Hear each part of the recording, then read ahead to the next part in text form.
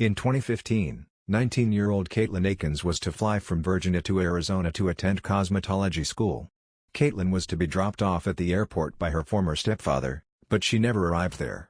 Her mother and fiancé received unusual and contradictory texts on the day of her disappearance. On December 1, 2015, 19-year-old Katelin Akens was visiting her family in Caroline County, Virginia because her sister, Gabby, had recently given birth to a baby boy, who Katelin was eager to meet. While she was there, Katelin's mother, Lisa Sullivan, said that Katelin was in good spirits, excited to hold her nephew in her arms and greet some old friends while in town. Katelin was in Caroline County from the 1st of December to the 5th. Katelin was supposed to stay longer but was unable to as she was to start cosmetology school on the 7th. On the 5th, her last day in Virginia, Katelin had plans to fly out of Reagan National Airport in Arlington at 5:40 p.m. Lisa was to arrive to work by 10 a.m., meaning that she was unable to drop Katelin off at the airport.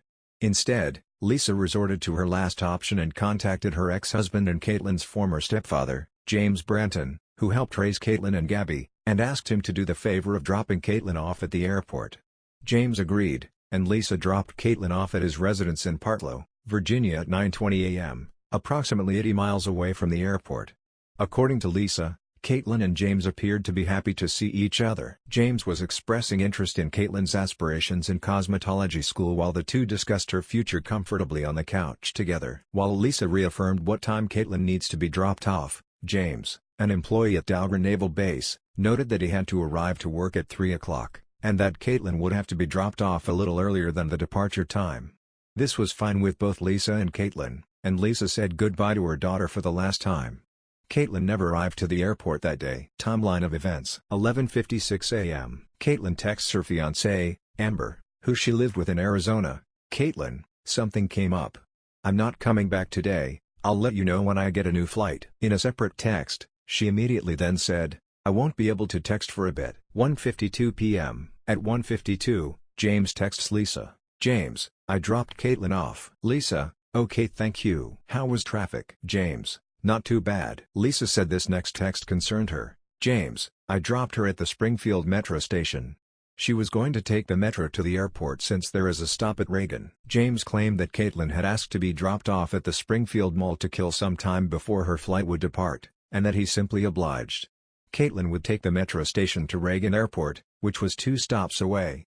Lisa found this peculiar as Katelin was allegedly unfamiliar with the metro station and hasn't been there since she was about 6 or 7 years old. 2 p.m. Just 8 minutes after Lisa received her initial text from James, Lisa received a text from Katelin, reading, Katelin, I'm at the airport. Battery dying so won't be able to text for a bit. Lisa, okay let me know when you get on the plane. I couldn't find the exact timestamp, but Amber texted Lisa that something was wrong with Katelin's flight, and that she wouldn't be coming home that day. Amber notified Lisa of the situation because she thought the lack of information was strange, and wanted to know if Lisa knew anything about Katelin's flight. This was after Lisa received the 2 p.m. text from her daughter, and Lisa had believed for some time that Katelin had already arrived to the airport. Confused, Lisa became increasingly worried. 7:15 p.m. 2 hours after her flight departed, Lisa received 2 separate final texts from Katelin. They read, Katelin, I'm staying with a friend. I need some time alone. In 3 texts, Lisa replied, Lisa, call me. I am very worried about you. Please call me. Lisa believed that this behavior was unlike her daughter, and one thing that stood out as unusual was the fact that she had texted her twice in a row. Lisa claims, she doesn't do that. Double text, she'll wait for you to respond and then send another one. It wasn't her style. Lisa believes that Katelin didn't send these messages out herself. Katelin wouldn't answer any texts or phone calls since Lisa last received those messages. Lisa said, it was like that until her phone just stopped ringing. Later that day, according to Amber, not long after Katelin sent Lisa her final text messages, she directly messaged Amber through Facebook and said, I can't come back. I cheated on you. Amber believes that this was uncharacteristic of Katelin, and to her, everything seemed to be fine up until the day of her disappearance. They haven't had a recent argument or had been upset with each other, and Katelin's family is insistent that Katelin was excited to see Amber and start cosmetology school.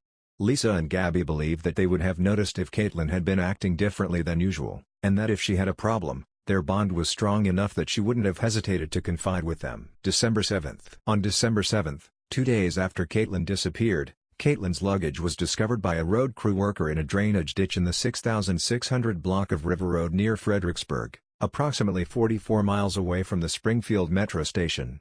It appeared to have been thrown out of a moving vehicle.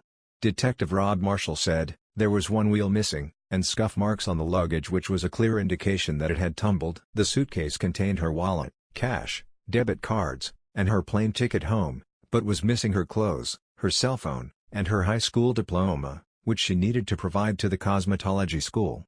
The contents that remained inside the suitcase were allegedly still neatly packed. Sources make different claims regarding the contents of the suitcase. Some say that all articles of clothing were missing, but others say that just a few articles of clothing were missing. However, according to Lisa and Gabby, all articles of clothing were missing. Investigation. There is no surveillance footage that shows Katelin at the mall, airport, or at the Springfield metro station. While footage didn't catch Katelin, investigators revealed that police have corroborated James' story that he dropped her off in Northern Virginia. They did not reveal how the story was corroborated, saying that it is an important detail in an ongoing investigation. News sources reported that James' story was corroborated as early as 2 days after Katelin disappeared. It wasn't until December of 2016, 1 year after Katelin's disappearance, that news sources reported that there was no evidence that Katelin ever left the Fredericksburg area, and that they will be speaking to James to tighten up the timeline. See Edit 2 at the bottom of the post for references to the news articles as they were chronologically reported since just days after Katelin's disappearance. In 2017, in an interview with True Crime Daily, when asked if surveillance footage captured anything, Lisa said, "It didn't pick up her at all, or him, or his vehicles. Nothing. There's no trace of him being out there." Investigators examined location records from Katelin and James' cell phones, which told a very different story from that of James. At 1:56, when Katelin messaged Lisa she was at the airport, Katelin's phone pinged at a location more than 30 miles away from the metro station. When James messaged Lisa at 2 o'clock, saying that he dropped Katelin off, his phone pinged closer to his home. When Lisa received Katelin's final texts at 7:15, Katelin's cell phone pinged off a cell tower in Stafford, less than 15 miles from where her luggage was discovered. According to Lisa, investigators believe that Katelin never left the area surrounding James' residence. Senior Detective Sharon Williams of the Spotsylvania County Sheriff's Office said, "Her phone was never there at 2 p.m. Her phone was in Fredericksburg, it was in Spotsy. And it never went farther north than Stafford." Though he initially accepted to take a polygraph test, James has since declined to take the test and also has yet to provide his cell phone's password to investigators. James also told Lisa that he would be dropping off Katelin earlier than 5:40 because he was to arrive at work at 3 o'clock, but James failed to arrive to work that day. James called in to let them know that he wouldn't be arriving, but the reason he gave them has never been publicly disclosed. When Fox 5 DC contacted local detectives who are in the process of investigating leads in Katelin's case, Detective Marshall claimed that they have not spoken to James in 2 years, and that he allegedly has nothing to do with us. Investigators searched his residence, vehicles, examined a variety of guns, confiscated electronics, and collected DNA samples, but no physical evidence would indicate that he was responsible, or involved, in Katelin's disappearance. Kevin Eastridge, Katelin's close friend and ex-boyfriend, claimed that Katelin revealed to him on several occasions that James was abusive. Kevin claims that he knows he was definitely verbally abusive, but that Katelin never revealed whether or not he was ever physically abusive. According to investigators, it is possible that Katelin hasn't met with foul play, and had ran away. While Lisa and Katelin's family aren't convinced that she would disappear on her own terms, Detective Marshall said that shortly before her disappearance, Katelin messaged a friend over Facebook and said something along the lines of that she doesn't want to be here, meaning Virginia, and she doesn't want to be in Arizona. Prior to her disappearance, Katelin texted Kevin, "I really need someone to talk to." According to Kevin, Katelin told him that she had been partying the night before her departure with a friend who attended her former high school, and that friend's boyfriend. Katelin, her friend, and her friend's boyfriend, had all been drinking when the couple had, according to Kevin, forced themselves onto her. Katelin wrote, "Her boyfriend got me really drunk and then he kissed me and then she kissed me. Then we started playing a card game and everything went back to normal. Then we were watching a movie in, Anonymous, lap with, Anonymous, cause there wasn't enough space for 3 people in their little couch and then he started kissing me and touching me and so was, Anonymous, we all ended up having sex. Like together. And then I went to bed and cried. And I stayed the night so then today it was super awkward between us all. We're all okay now but I fucked up, P." According to Kevin, Katelin felt guilty the next morning because she felt as if she had cheated on Amber, saying that she felt like she was a bad person for doing it. Katelin wrote in a later message, "I don't know how to feel or anything. I've been depressed and crying all day." Investigators continue to investigate the possibilities that Katelin met with foul play or disappeared on her own accord. Lisa and Katelin's relatives believe that James is responsible for her disappearance.